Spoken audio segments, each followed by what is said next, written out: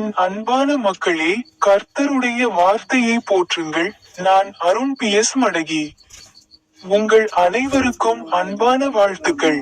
இன்று டிசம்பர் 26ஆம் நாள், 2025ஆம் ஆண்டின் கடைசி மாதம்.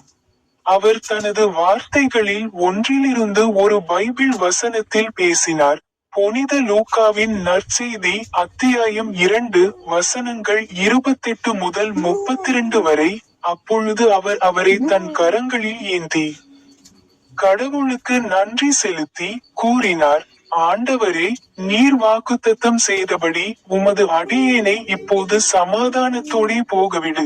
ஏனென்றால் புறஜாதியாருக்கு சத்தியத்தையும் உம்முடைய ஜனமாகிய இஸ்ரவேலின் மகிமையையும் வெளிப்படுத்தும் ஒளியாக இருப்பதற்காக நீர் சகல தேசங்களின் ஜனங்களுக்கும் ஆயத்தம் பண்ணின உம்முடைய இரட்சிப்பை என் கண்கள் கண்டது.